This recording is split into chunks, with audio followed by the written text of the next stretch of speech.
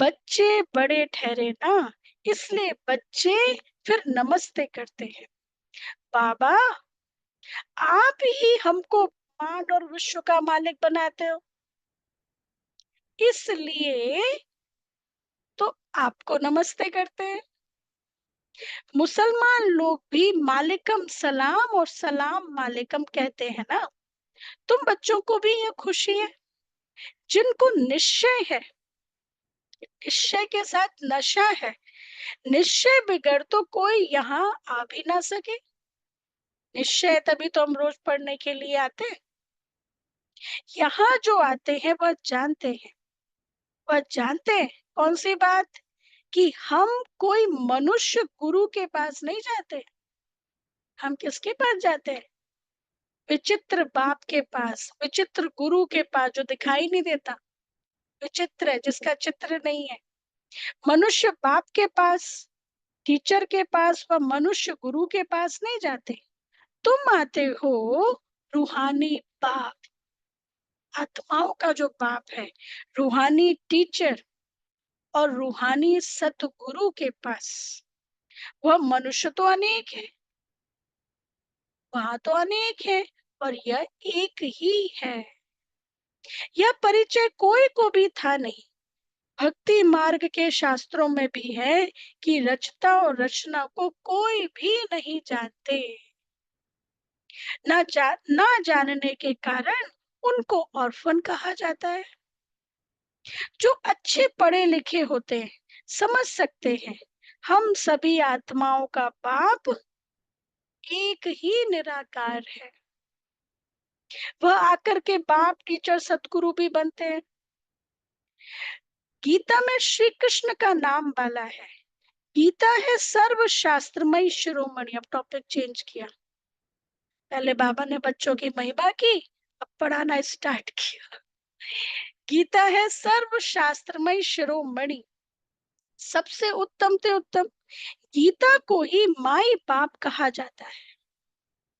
और जो भी शास्त्र है उनको मात पिता नहीं कहेंगे। आज बाबा ने सब, गीता भी हमारा माँ है। 5 माँ थे ना उस दिन, आज छठवा माँ, गीता माँ। अच्छा, जय गीता माता, गीता माँ। तो वास्तव में सच्ची सच्ची गीता कौन सी है? ये बाबा जो अभी हमें सुना रहे हैं, यही सच्ची गीता है। तो मतलब उस रीति से इसका रिस्पेक्ट करना, पढ़ाई का रिस्पेक्ट करना, ये है गीता माँ का रिस्पेक्ट करना। तो बाबा कहते हैं गीता को ही माई बाप कहा जाता है, और जो भी शास्त्र है उनको मात पिता नहीं कहेंगे। श्रीमद् भगवत गीता माता गाई जाती है। भगवान के मुख कमल से निकली हुई गीता का ज्ञान। ऊंचते ऊंच बाप है तो जरूर ऊंचते ऊंच की ही गाई हुई गीता हो गई क्रिएटर। ऊंचते ऊंच के द्वारा गाई हुई गीता हो गई फिर क्रिएटर। देखो, गीता का भगवान इतना मेहनत करता है, कब प्रसिद्ध होगा? गीता का भगवान शिव है, ये कब सिद्ध होगा? किस बात से सिद्ध होगा? जब ये समझ में आ जाएगा सच्ची सच्ची गीता ये मुरली है। इस मुरली के द्वारा ही चेंज हो रहा है, परिवर्तन हो रहा है ना। सच्ची सच्ची गीता तो यही है ना। कितने लाखों परिवार, कितने लाखों लोग इस गीता को ही, इस मुरली गीता को ही पढ़ करके चेंज ला रहे हैं। तो फिर मुरली के द्वारा तो मुरली सुनाने वाला कौन? शिव बाबा। तो यही तो चीज स्पष्ट करना है, सच्चा सच्चा ज्ञान यही है। तो बाबा कहते हैं ऊंचते ऊंच बाप है तो जरूर ऊंचते ऊंच की ही गाई हुई गीता हो गई क्रिएटर। बाकी सब शास्त्र है उनके पत्ते और क्रिएशन। रचना से कभी वर्षा मिल ना सके, अगर मिलेगा भी तो अल्पकाल के लिए। दूसरे इतने शास्त्र, इतने ढेर शास्त्र हैं जिनके पढ़ने से अल्पकाल का सुख मिलता है, वो भी एक जन्म के लिए। दूसरे इतने ढेर शास्त्र है, बाबा ने कहा सुख मिलता है, वो भी एक जन्म के लिए। वो भक्ति में कितने रम जाते हैं, है ना। तो एक जन्म के लिए चलो ठीक है, सुख है, और यहाँ पर 21 जन्मों के लिए प्राप्ति होती है। जो मनुष्य मनुष्यों को पढ़ाते हैं, हर प्रकार की जो भी पढ़ाइयां हैं, वह अल्पकाल के लिए मनुष्य मनुष्य को पढ़ाते हैं। अल्पकाल का सुख मिला, फिर दूसरे जन्म में दूसरी पढ़ाई पढ़नी पड़े। यहाँ ये अंतर, यहाँ तुम अभी पढ़ रहे हो, अभी संपूर्ण पवित्र बन गए, फिर 2500 साल के लिए पवित्रता कायम हो जाती है। फिर मेहनत नहीं करनी पड़ती, 10 दिन पवित्र रहे फिर व्यर्थ संकल्प आ गए, फिर 10 दिन पवित्र रहे फिर व्यर्थ संकल्प आ गए, ऐसे नहीं होता। 2500 साल, हाँ, इतना, ये इस पढ़ाई की प्रारब्ध है। तो बाबा कहते हैं जो मनुष्य ही मनुष्य को पढ़ाते हैं, हर प्रकार की जो भी पढ़ाइयां हैं वह अल्पकाल के लिए। अल्पकाल का सुख मिला, फिर दूसरे जन्म में दूसरी पढ़ाई पढ़नी पड़े। यहाँ तो एक निराकार बाप ही है जो 21 जन्मों के लिए वर्षा देते हैं। कोई मनुष्य तो ऐसा दे ना सके। वह तो वर्थ नॉट ए पैनी बना देते हैं, और यहाँ बाबा क्या बना रहा है, पैनी से पाउंड बना रहा है, बहुमूल्य। बाप बनाते पाउंड। अभी बाप बैठ बच्चों को समझाते हैं, तुम सब किसके बच्चे हो। हाँ, किसके बच्चे हो, ईश्वर के बच्चे हो। ये नशा कि मेरा पिता वो है, कोई पूछे आपका फादर कौन है, तो क्या याद आता है सबसे पहले, लौकिक फादर का नाम याद आता है या पारलौकिक फादर का नाम याद आता है। लौकिक फादर का याद आया मतलब बॉडी कॉन्शियस में है। कोई पूछे आपकी एज क्या है, क्या याद आता है सबसे पहले। हाँ, तुरंत बताने लगे ये है शरीर, ये है एज, लेकिन आत्मा तो अविनाशी है। तो बाबा कहते हैं तुम सब ईश्वर के बच्चे हो।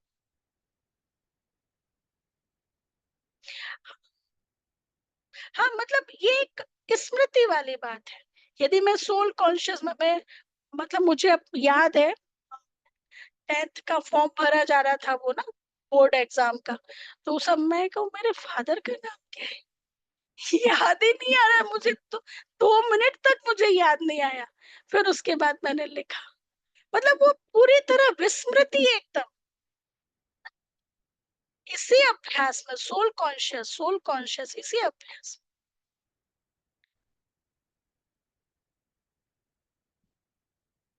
नहीं है। तो बाबा कहते हैं तुम सब ईश्वर के बच्चे हो ना।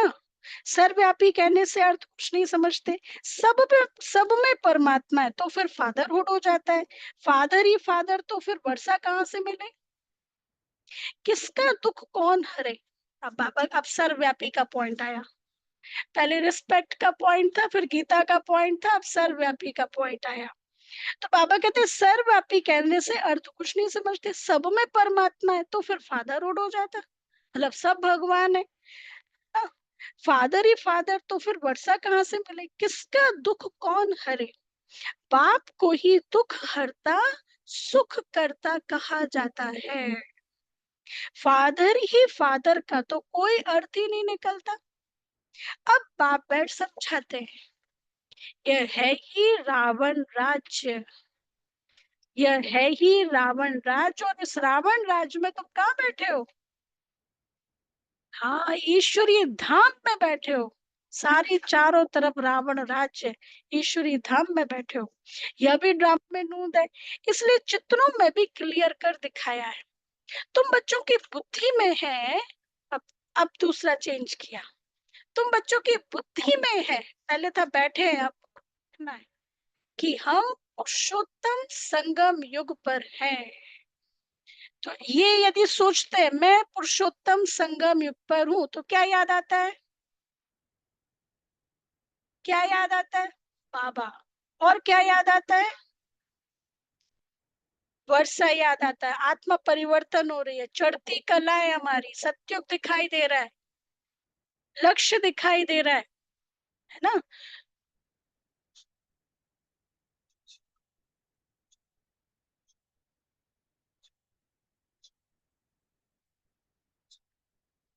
नहीं नहीं नहीं, वो पुरुषार्थ के अनुसार, जो सत्युग से चले आ रहे हैं वो फिर अलग टॉपिक आएगा ना। अभी मुरली के बाद पूछना। तो बाबा कहते तुम बच्चों की बुद्धि में है कि हम पुरुषोत्तम संगम युग पर हैं, बाप पुरुषोत्तम बनाने आए हुए हैं। जैसे बैरिस्ट्री डॉक्टरी आदि पढ़ते हैं, जिससे मर्तबा पाते हैं, समझते हैं इस पढ़ाई से हम फलाना बनूंगा। कितनी मेहनत करते हैं डॉक्टरी वकील बनने के लिए, समझते हैं इस पढ़ाई से यह बनूंगा। यहाँ तुम सत्य के संग में बैठे हो, जिससे तुम सुख धाम में जाते हो। सत्य धाम भी दो है, बताओ कौन से। सत्य धाम भी दो है, और सत्युग। सत्य धाम भी दो है, परम धाम शांति धाम, और सत्युग सुख धाम। और यह है ईश्वर का धाम। पाप रचता है ना, जो पाप द्वारा समझकर होशियार होते जाते हैं, उनका कर्तव्य फिर क्या हो जाता है। बाबा समझकर होशियार बना रहा ना, तो उनका कर्तव्य फिर क्या हो जाता है। हाँ, सर्विस करना। बाप कहेंगे तुम अभी समझकर होशियार हुए हो, तो शिव के मंदिर में जाकर समझाओ। अब सेवा का पॉइंट, शिव के मंदिर में जाकर समझाओ। उन्हें बोलो इस पर फल फूल मक्खन घी अक के फूल गुलाब के फूल वैरायटी क्यों चढ़ाते हो। शिव के मंदिर में अक के फूल नहीं चढ़, कृष्ण के मंदिर में अक के फूल नहीं चढ़ाते, शिव के मंदिर में क्यों चढ़ाते हो। वहां बहुत अच्छे खुशबूदार फूल ले जाते हैं। शिव के आगे अक के फूल तो गुलाब के फूल भी चढ़ाते हैं, मतलब अक के फूल भी वह गुलाब के फूल। इसका अर्थ क्या है, मतलब शिव के सामने वैरायटी बच्चे थे ना, जो आए कांटे थे, कांटे से फूल बने, और फूल वैरायटी है। अक मतलब पॉइजन, विकार, है ना। तो विकार को भी बाबा अपना बच्चा बनाते हैं, वो भी यहाँ है, तो अक का फूल भी है, गुलाब का फूल भी। इसलिए बाबा कई बार मुरली में कहते हैं मैं आज वैरायटी फूलों को लेके आया हूँ, मैं बागवान हूँ, मैं देख रहा हूँ कैसे कैसे बच्चे हैं। तो सब, तो बाबा कहते हैं उनको पूछो कि कृष्ण के ऊपर अक का फूल क्यों नहीं चढ़ाते। अर्थ तो कोई जानते नहीं। इस समय तुम बच्चों को बाप पढ़ाते हैं, ये नशा, कोई मनुष्य नहीं पढ़ाते हैं, बाप पढ़ाते हैं। और सारी दुनिया में तो मनुष्य मनुष्यों को पढ़ाते हैं, तुमको भगवान पढ़ाते हैं। कोई मनुष्य को भगवान कदाचित कहा नहीं जाता। लक्ष्मी नारायण को भी भगवान नहीं कह सकते, उनको देवी देवता कहा जाता है। ब्रह्मा विष्णु शंकर को भी देवता कहेंगे। भगवान एक बाप ही है, वह है सभी आत्माओं का बाप। सभी कहते भी है हे परम पिता परमात्मा, उनका सच्चा सच्चा नाम है शिव। और तुम बच्चे हो सालिग्राम। पंडित लोग जब रुद्र यज्ञ रचते हैं, तो शिव का बहुत बड़ा लिंग बनाते हैं, और शालिग्राम छोटे छोटे बनाते हैं, है ना। अच्छा, आत्मा का दूसरा नाम शालिग्राम। कोई पूछे आत्मा तुम्हारा नाम क्या है, शालिग्राम। ये कई बार क्विज में आता है, तो कहेंगे आत्मा ही तो नाम है। नहीं, शालिग्राम। शालिग्राम कहा जाता है आत्मा को, शिव कहा जाता है परमात्मा को। वह सभी का बाप है, हम सब हैं, वह सभी का बाप है आत्मिक नाते से, और हम सब हैं भाई भाई। कहते भी है ब्रदरहुड, बाप के बच्चे हम भाई भाई हैं। अच्छा, फिर भाई बहन कैसे हुए। प्रजापिता ब्रह्मा के जब बच्चे हैं, तो फिर हम भाई बहन हुए। प्रजापिता ब्रह्मा के मुख से प्रजा रची जाती है, वह है ब्राह्मण और ब्राह्मणियां। हम प्रजापिता ब्रह्मा की संतान है, इसलिए बीके कहलाते हैं। अच्छा, ब्रह्मा को किसने पैदा किया? ब्रह्मा को शिव बाबा भगवान ने। ब्रह्मा विष्णु शंकर यह सब क्रिएशन है। सूक्ष्म वतन की भी रचना हो गई, ये बाबा का ही काम है। सूक्ष्म वतन रचना, परम धाम का जो लास्ट पार्ट है उसी को तीन तीन पुरियों में डिवाइड कर देते हैं बाबा जब स्थापना करने के लिए आते हैं। तो सूक्ष्म वतन रचते हैं। सूक्ष्म वतन सत्युग में नहीं होता, ये सब संगम युग पर ही रचा जाता है। तो बाबा कहते हैं ब्रह्मा विष्णु शंकर यह सब क्रिएशन है। सूक्ष्म वतन की भी रचना हो गई। ब्रह्मा मुख कमल से तुम बच्चे निकले हो, ब्राह्मण ब्राह्मणियां कहलाते हो। ब्रह्मा के मुख से ज्ञान सुना, तुम बच्चों का जन्म हुआ, इसलिए ब्राह्मणों का दूसरा नाम क्या होता है? द्विज, मतलब 2 बार जन्म होता है। अब वैसे देखिए प्रैक्टिकली किसी व्यक्ति का एक शरीर में रहते हुए 2 बार जन्म हो सकता है?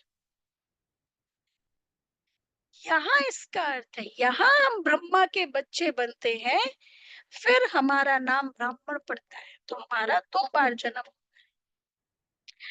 तो बाबा कहते हैं प्रजापिता ब्रह्मा बच्चे कैसे पैदा करेंगे? जरूर एडॉप्ट करेंगे। जैसे गुरु के फॉलोअर्स एडॉप्ट होते हैं, उनको कहेंगे शिष्य। तो प्रजापिता ब्रह्मा सारी दुनिया का पिता हो गया, उनको कहा जाता है great great grandfather. Prajapita Brahma तो फिर यहाँ चाहिए ना, रचयिता यहाँ चाहिए ना। सूक्ष्म वतन में भी ब्रह्मा है। चाहे अभी कुछ दिन पहले की मुरली में था कि ब्रह्मा को दिखाया है, क्या सिर्फ बच्चे पैदा करने के लिए दिखाया है? शास्त्रों में दिखाया ना कि ब्रह्मा ने सप्त ऋषियों की रचना की। शुरुआत सबसे पहले सप्त ऋषियों की रचना की, उस ऋषि से फिर और बिरादरियां घराने बने, है ना। तो वहां पे ब्रह्मा का सिर्फ बच्चे पैदा करना, तो बाबा कहते हैं सिर्फ यही काम है क्या ब्रह्मा का? अब हमें ओवरऑल ब्रह्मा का सारा काम, सारा रहस्य समझ में आता है, किस तरह से बाबा बच्चों को अडॉप्ट करते हैं, किस तरह से स्थापना करते हैं। वहां बताया ब्रह्मा ने सृष्टि रची, तो कैसे सृष्टि रची, किस तरह से रची, ये अभी एक पूरा A to Z अभी क्लियर होता है। तो बाबा कहते हैं वह ब्राह्मण लोग भी, हाँ, गाया हुआ है ब्रह्मा विष्णु शंकर, परंतु सूक्ष्म वतन में प्रजा तो होती नहीं। प्रजापिता ब्रह्मा कौन है, यह सब बाप बैठ समझाते हैं। अच्छा, वह ब्राह्मण लोग भी अपने को ब्रह्मा की औलाद कहते हैं। जो दुनिया में बाप ब्राह्मण है वो भी कहते हैं ब्रह्मा की औलाद है। अब ब्रह्मा कहाँ? तुम कहेंगे यह बैठे हैं, और वह क्या कहेंगे? होके गए। कितना अंतर। हम कहेंगे ये बैठे हैं, हमारे साथी है, वो कहेंगे होकर गया है। वो फिर अपने को पुजारी ब्राह्मण कहलाते हैं। अभी तुम तो प्रैक्टिकल में ब्राह्मण हो, तुम पूज्य ब्राह्मण हो, प्रजापिता ब्रह्मा के बच्चे फिर आपस में भाई बहन हो गए। ब्रह्मा को एडॉप्ट किया है शिव बाबा ने। कहते हैं मैं इस बूढ़े तन में प्रवेश कर तुमको राजयोग सिखलाता हूँ। मनुष्य को देवता बनाना यह कोई मनुष्य का काम नहीं हो सकता, ये शिव बाबा ही कर सकते हैं। मनुष्य को देवता बनाना, वो मनुष्य मनुष्य को क्या देवता बनाएगा? चलो ये भी समझ आता, देवता देवता को बनाए, मनुष्य को देवता बनाना। वो सत्यनारायण की आरती जो आती है उसमें आती है एक लाइन, मनुष्य से देवता किए करत ना लागी वार। नहीं, मैं, हम मनुष्य देवता किए। तो बाबा कहते हैं यह कोई मनुष्य का काम नहीं है, बाप को ही रचयिता कहा जाता है, मनुष्य रचयिता नहीं हो सकता। भारतवासी जानते हैं शिव जयंती भी मनाई जाती है, शिव है बाप। मनुष्यों को यह भी पता नहीं है कि देवी देवताओं को यह राज्य किसने दिया। कोई गीत भी ऐसा बना है, हे राधे तूने ऐसा कौन सा पुरुषार्थ किया, वो गाते हैं गीत, भजन में गाते हैं। तो बाबा कहते हैं मनुष्यों को ये भी पता नहीं है कि देवी देवताओं को ये राज्य कैसे मिला।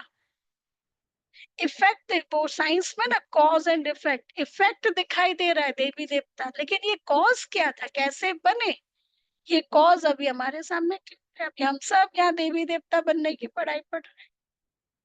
तो बाबा कहते हैं स्वर्ग का रचयिता है ही परमात्मा, जिसको पतित पावन कहा जाता है। आत्मा असुल पवित्र होती है, फिर असुल पवित्र होती है, फिर सतो रजो तमो में आती है। इस समय कलयुग में सब है तमो प्रधान, सत्युग में सतो प्रधान थे। आज से 5000 वर्ष पहले इन लक्ष्मी नारायण का राज्य था। 2500 वर्ष देवताओं की डायनेस्टी चली, उनके बच्चों ने भी राज्य किया ना। Lakshmi Narayan the first the second चले आता है, गद्दियां चली आती हैं। मनुष्यों को इन बातों का कुछ भी पता नहीं, कितने जन्म लेते हैं, सत्युग में कितनी जनसंख्या है, पॉपुलेशन शुरुआत में एंड में, ये सब मनुष्यों को कुछ भी पता नहीं है। इस समय सब तमो प्रधान एकदम पतित है, यहाँ एक भी मनुष्य पावन हो नहीं सकता। सभी पुकारते हैं हे पतित पावन आओ, तो पतित दुनिया हुई ना, इनको ही कलयुग नरक कहा जाता है, नई दुनिया को स्वर्ग पावन दुनिया कहा जाता है। फिर पतित कैसे बने, यह कोई भी नहीं जानते। भारत में एक भी मनुष्य नहीं जो अपने 84 जन्मों को जानता हो। मनुष्य मैक्सिमम 84 जन्म लेते हैं और मिनिमम एक जन्म। लेकिन मम्मा की कई बार एक दो बारी क्लास में देखा, मम्मा कहती थी 2 जन्म, बाबा कहते थे 1 जन्म। भारत को अविनाशी खंड माना गया है क्योंकि यहाँ ही शिव बाबा का अवतरण होता है। अविनाशी खंड जो कभी विनाश नहीं होता। भारत को कई सारे वरदान मिले हुए हैं, एक तो अविनाशी खंड है, कभी विनाश नहीं होता। क्यों वरदान मिले, क्योंकि भारत से ही पुकारा गया है, भारत में ही पूजा अर्चना की गई है, भारत ही विश्व गुरु बनता है, भारत ही माता है, और कोई देश को माता नहीं कहते, भारत ही माता है। भारत खंड कभी विनाश हो नहीं सकता, बाकी जो अनेक खंड हैं वह सब विनाश हो जाएंगे। पिकनिक स्पॉट रहेगा हमारे लिए, सत्युग में हम पिकनिक करने जाएंगे। इस समय आदि सनातन देवी देवता धर्म प्राय लोप हो गया है, कोई भी अपने को देवता नहीं कहलाते हैं। क्योंकि क्यों नहीं कहला सकते अपने को देवता, हाँ, शरीर पतित बन गया, आत्मा पतित बन गई। क्योंकि देवताएं सतो प्रधान पावन थे, पतित बन गए। अभी तो सभी पतित पुजारी बन गए हैं, यह भी बाप बैठ समझाते, ये भी पहले पता नहीं था कि हम ऐसे पावन थे, यह भी बाबा समझाते। भगवान उवाच है ना, भगवान सभी का बाप है, वह एक ही बार भारत में आते हैं, और कब आते हैं, पुरुषोत्तम संगम युग पर। भक्ति में कह दिया यदा यदा ही धर्म से ग्लानिर्भवति भारत, तो द्वापर युग में बताया गया है। तो उस समय तो पूरी ग्लानि तो होती ही नहीं ना, जब जब धर्म की अति ग्लानि हो जाती है, अति ग्लानि में तो द्वापर युग में अवतरण बताया है ना। तो अति ग्लानि तो कलयुग का समय है, इस समय अति ग्लानि होती है, और ये तो शास्त्रों में भी लिखा है, कलयुग मतलब अति ग्लानि का समय। तो बाबा कहते हैं हाँ, इस समय आदि सनातन देवी देवता धर्म प्राय लोप हो गया है, कोई भी अपने को देवता नहीं कहलाते हैं, क्योंकि देवताएं सतो प्रधान पावन थे। हाँ, भगवान सभी का बाप है, वह एक ही बार भारत में आते, कब आते हैं, पुरुषोत्तम संगम युग पर आते हैं। यदि का द्वापर युग में आए, इतना ऊंचा गीता का ज्ञान दिया, फिर उसको सुनने के बाद कलयुग क्यों आया। हाँ, आपने अपने बच्चे को विदेश में पढ़ने में भेजा, और ज्यादा वो अज्ञानी हो गया तो क्या कहेंगे? इतने अच्छे कॉलेज में एडमिशन कराया, जो पहले ज्ञान था और नीचे चला गया, तो क्या कहेंगे? पढ़ने का फायदा क्या? तो द्वापर युग में गीता का ज्ञान दिया, उसको सुनने पढ़ने के बाद और कलयुग आ गया, तो क्या कहेंगे? तो बाबा कहते हैं यह संगम युग है, कलयुग से सतयुग, पतित से पावन बनने का। कलयुग में रहते पतित मनुष्य, सतयुग में है पावन देवता, इसलिए इनको पुरुषोत्तम संगम युग कहा जाता है। जबकि बाप आकर पति से पावन बनाते हैं। तुम आए ही हो, क्यों आए हो भाई? बाबा पूछ रहे, तुम आए ही हो मनुष्य से देवता पुरुषोत्तम बनने, ये हमारा लक्ष्य है। ये तो भक्ति में क्या कहते हैं, आए थे हरि भजन को ओटन लगे कपास। मतलब करने क्या आए थे और करने क्या लग जाते। इसलिए जब कभी रुकावट हो ना, तो अपना पहला दिन याद रखना चाहिए कि क्योंकि पहले दिन क्या माइंडसेट होता है ना, किस तरह की मेंटल स्टेज होती है, और फिर 7 दिन में जो हमारा कोर्स होता है उस समय हम क्या प्रण करते हैं, वो याद करना चाहिए। इसलिए कहा बचपन के दिन भुला ना देना। वो लौकिक वाला बचपन का दिन नहीं, ये अलौकिक जीवन वाला बचपन का दिन, इसको भुला नहीं देना। नहीं, लेकिन फिर भी वो उस समय की जो मेंटल स्टेज होती है ना, फर्स्ट डे जब आए थे उस समय की और आज उन्नति हुई ना, प्रोग्रेस हुई ना, तो पहले मतलब वापस जाएंगे तो पहले ऐसे ही बन जाएंगे, फिर से ऐसे बन जाएंगे। प्रोग्रेस हुई बाबा के ज्ञान से, योग से, शक्तियों से। तो बाबा कहते हैं तुम आई ही हो मनुष्य से देवता पुरुषोत्तम बनने। मनुष्य तो यह भी नहीं जानते कि हम आत्माएं निर्वाण धाम में रहती हैं, वहां से आते हैं पाठ बजाने। हम इस बेहद के नाटक में पाठ बजाते हैं। हाँ, इस नाटक की विशेषता क्या है? कोई भी ऑडियंस नहीं है। सारे एक्टर है, इवन सूरज चांद तारे ये सब एक्टर है ना, सब पार्ट प्ले कर रहे हैं। और पूरा संसार, पूरी स्टेज है, कोई स्पेस नहीं है जहाँ पे कोई ऑडियंस हो, सब एक्टिंग कर रहे हैं। तो बाबा कहते हैं इतने सब मनुष्य पाठधारी हैं, यह ड्रामा का चक्र फिरता रहता है, कभी बंद होने का नहीं है। सोच लो, सोचे कोई बंद हो जाए, जैसे देखो कोई बहुत थक जाता है, 2-3 दिन लगातार काम किया, बहुत थक जाता है, पर जब वो रेस्ट करने के लिए जाता है, कहता है अब 4 घंटे तक उठना नहीं है, या जो भी लेते हो 6 घंटे 8 घंटे उठना नहीं है, बस रेस्ट करना है। लेकिन पता चला 4 घंटे बाद ही एक्टिव हो गया, है ना। तो जब हम जाते हैं परम धाम, अब आना नहीं है, अब आना नहीं है, लेकिन वहां इतने रिलैक्स हो जाते, चलो अब काम पे। तो इसलिए ये चलता ही रहता चक्र, हम पाठ बजाने आना चाहते हैं। तो बाबा कहते हैं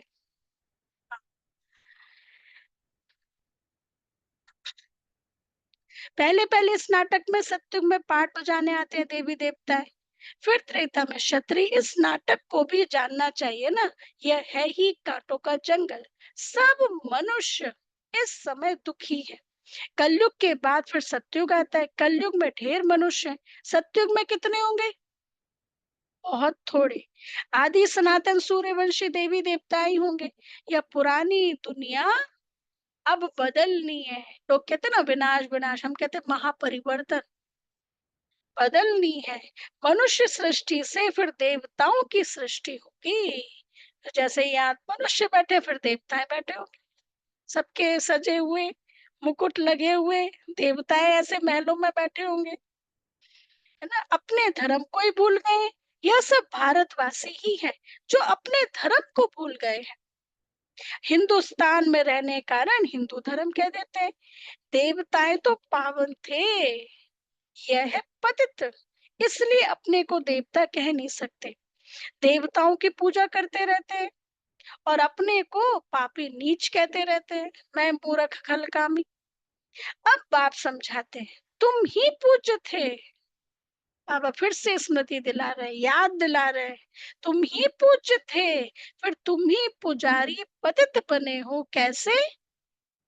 बॉडी कॉन्शियस में आने के कारण देह भान ने तुमको नीचे गिराया, और 2500 तक तुम पूज्य थे। हम सो का अर्थ भी समझाया, वह कह देते आत्मा सो परमात्मा। यह है झूठा अर्थ, इसलिए कहा जाता झूठी माया, झूठी काया, झूठा सब संसार। सत्युग में ऐसे नहीं कहेंगे। सचखंड की स्थापना बाप करते हैं, झूठ खंड फिर रावण बनाते हैं। यह भी बाप आकर समझाते हैं कि आत्मा क्या है, परमात्मा क्या है। कितनी डेप्थ नॉलेज आत्मा परमात्मा की थी, यह भी कोई नहीं जाने। भगवत गीता में जो गोरखपुर प्रेस वाली है, उसमें तो 2-3 श्लोक होंगे बस आत्मा से रिलेटेड। और यहाँ कितनी डेप्थ नॉलेज है आत्मा के अंदर, मन बुद्धि संस्कार कर्म फिलॉसफी पूरी आत्मा से रिलेटेड। तो बाबा कितना समझाते हैं। अच्छा, बाप कहते हैं तुम आत्मा बिंदु हो, तुम्हारे में ही 84 जन्मों का पाठ गूंथा हुआ है। हम आत्मा कैसी है यह कोई नहीं जानते हैं। हम बैरिस्टर है फलाना है यह जानते हैं, रोल को जानते हैं, बॉडी कॉन्शियस रीति से जानते हैं, लेकिन मैं आत्मा कैसी हूँ, आत्मा के रीति से मेरा रोल क्या है, वो नहीं जानते हैं। बाकी आत्मा को एक भी नहीं जानते, बाप ही आकर पहचान देते। तुम्हारी आत्मा में 84 जन्मों का पाठ अविनाशी नूदा हुआ है, जो कभी भी विनाश नहीं हो सकता। यही भारत गार्डन ऑफ फ्लावर था, सुख ही सुख था, और अभी दुखी दुख है। यह बाप नॉलेज देते हैं। तुम बच्चे बाप द्वारा अभी नई नई बातें सुनते हो। कितनी नई नई बातें। बाबा और सभी का तो सागर है, शांति प्यार का सागर, दूसरा नवीनता का सागर।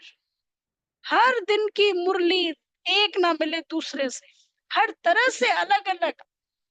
तुम रोज नई नई बातें सुनते हो। सबसे नई बात है क्या? तुम सालीग्राम हो, और तुम्हें तुम्हें मनुष्य से देवता बनना है। सुना था ये कभी कि हम बन सकते हैं? तुम्हें मनुष्य से देवता बनना है। तुम जानते हो मनुष्य से देवता बनने की पढ़ाई कोई मनुष्य नहीं पढ़ाते, भगवान पढ़ाते हैं। उस भगवान को सर्वव्यापी कहना यह तो गाली देना है। अब बाप समझाते हैं, अब बाप समझाते हैं, मैं हर 5000 वर्ष बाद आकर भारत को स्वर्ग बनाता हूँ, रावण नरक बनाते हैं। यह बातें दुनिया में और कोई नहीं जानता। पापी आकर तुमको मनुष्य से देवता बनाते हैं। गायन भी है। क्या गायन है? मनुष्य से देवता बनाते हैं। गायन भी है, मूत पलीती कपड़ धोए, गंदे संदे कपड़ों को आकर के वो धोता है। वहां विकार होता नहीं, इसलिए वो गीत भी गाया ना। उस समय ये गीत बना नहीं था। लागा चुनरी में दाग छुपाऊं कैसे, घर जाऊं कैसे, है ना। तो वो कौन सी चुनरी में दाग लग गया, उसमें गीत भी आता है, लाइन भी, आत्मा रूपी चुनरी में दाग लग गया। तो घर जाना है तो जरूर दाग को मिटाना पड़े ना। तो बाबा कहते हैं हाँ, वहां विकार होता नहीं। गायन भी मूत पलिती कपड़ धोए, वह है ही सब पूरा निर्विकारी दुनिया। तो जहां जाना होता है उस अनुसार कॉस्ट्यूम पहनते हैं ना। किसी की शादी में जाना है तो उस अनुसार कॉस्ट्यूम पहनेंगे, किसी की कमी पे जाना है उस अनुसार पहनेंगे। तो सत्युग में जाना है तो कौन सा कॉस्ट्यूम चाहिए, राइट। फिर परम धाम वाया परम धाम, तो कौन सा कॉस्ट्यूम चाहिए, ये थोड़ी ना चलेगा, ऐसी पवित्र चाहिए। तो बाबा कहते हैं वह है ही संपूर्ण निर्विकारी दुनिया। अभी ये विशेष वर्ड बुलाते भी है, पतित पावन हो। हमको रावण ने पतित बनाया है, परंतु जानते नहीं कि रावण कब आया, क्या हुआ, कैसे तुमको पाप पतित बनाया, कुछ नहीं जानते। रावण ने कितना कंगाल बना दिया है। भारत 5000 वर्ष पहले कितना साहूकार था। सोने हीरे जवाहरों के महल थे, इतना धन था।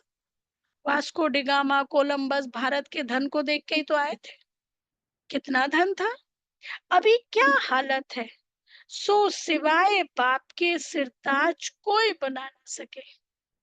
अभी तुम कहते हो शिव बाबा भारत को हेवन बनाते हैं।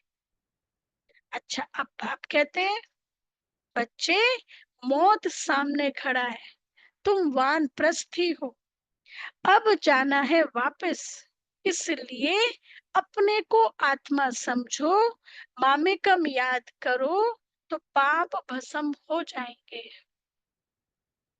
वापस जाना ना, 3 काम, अपने को आत्मा समझो, मामेकम याद करो और पाप भस्म करो। अच्छा, मीठे मीठे सिक्की लदे बच्चों प्रति माता पिता बाप दादा का याद प्यार और गुड मॉर्निंग। रूहानी की रूहानी बच्चों को नमस्ते। हम रूहानी बच्चों की रूहानी बाप दादा को याद प्यार गुड मॉर्निंग नमस्ते। शुक्रिया बाबा, शुक्रिया। प्यारा बाबा, थैंक यू बाबा, वाह धारणा के बाबा लिए वाह। मुख्य सार, फर्स्ट पॉइंट,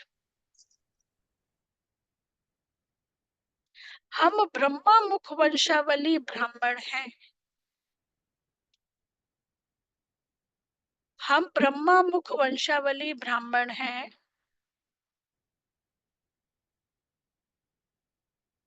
स्वयं भगवान हमें मनुष्य से देवता बनाने की पढ़ाई पढ़ा रहे हैं।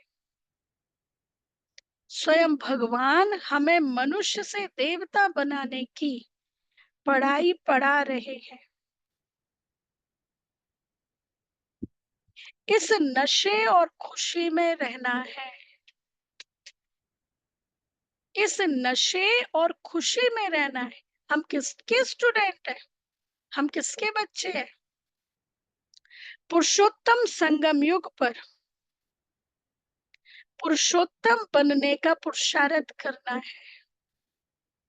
पुरुषोत्तम संगम युग पर पुरुषोत्तम बनने का पुरुषार्थ करना है। सेकंड पॉइंट,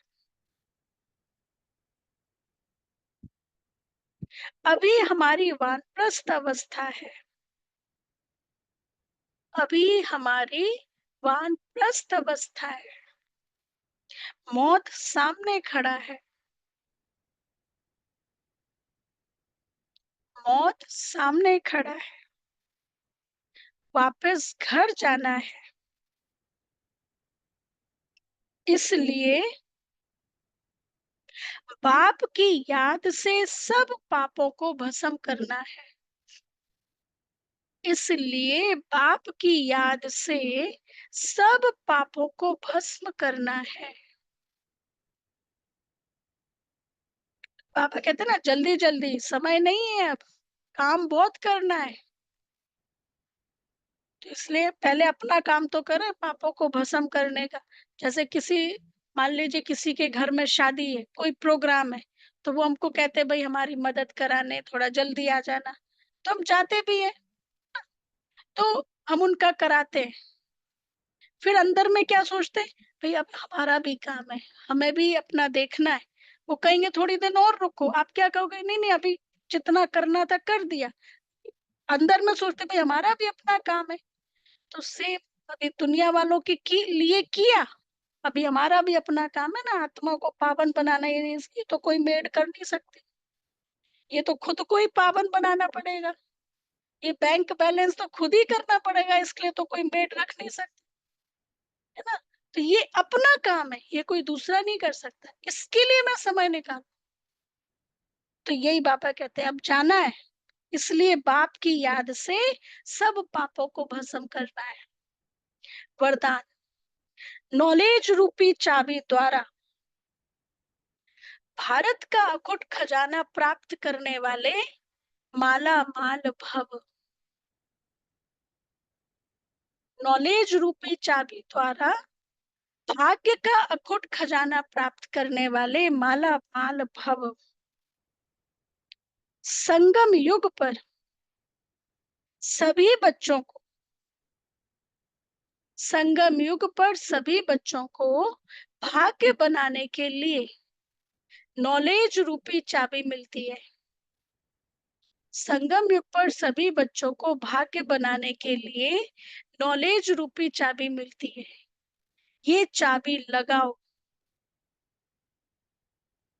और जितना चाहे उतना भाग्य का खजाना लो, और जितना चाहे उतना भाग्य का खजाना लो। कौन सी चाबी? नॉलेज रूपी चाबी। चाबी मिली और मालामाल बन गए। जो जितना मालामाल बनते हैं उतना खुशी स्वतः रहती है। जो जितना मालामाल बनते हैं उतना खुशी स्वतः रहती है। ऐसे अनुभव होता है जैसे खुशी का झरना अखुट अविनाशी बहता ही रहता है। वे सर्व खजानों से भरपूर मालामाल दिखाई देते हैं। उनके पास किसी भी प्रकार की अप्राप्ति नहीं रहती। जो जितना मालामाल है खुशी दिखाई देगी, भरपूर दिखाई देंगे और अप्राप्ति नहीं रहती। अच्छा, स्लोगन। बाप से कनेक्शन ठीक रखो। बाप से कनेक्शन ठीक रखो तो सर्व शक्तियों की करंट आती रहेगी।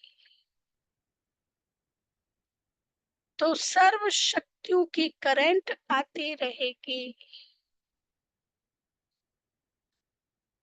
अच्छा, अव्यक्त इशारे। जितनी पवित्रता है उतनी ब्राह्मण जीवन की पर्सनैलिटी है। अगर पवित्रता कम तो पर्सनैलिटी कम। ये प्यूरिटी की पर्सनैलिटी सेवा में भी सहज सफलता दिलाती है। लेकिन यदि एक विकार भी अंश मात्र है तो दूसरे साथी भी उसके साथ जरूर होंगे। क्रोध का विकार है तो और साथी होंगे। अभिमान है तो कहते हैं अभिमान और मोह भाई बहन है ना, तो दूसरे साथी जरूर होंगे। एक विकार है तो और भी जरूर होंगे। जैसे पवित्रता का सुख शांति से गहरा संबंध है, ऐसे अपवित्रता का भी 5 विकारों से गहरा संबंध है। इसलिए कोई भी विकार का अंश मात्र ना रहे, तब कहेंगे पवित्रता की पर्सनालिटी द्वारा सेवा करने वाले। अब देखो हमारी दादियां जगह जगह ऐसे जगह पे भी गए, जैसे साउथ में भी दादियां गए।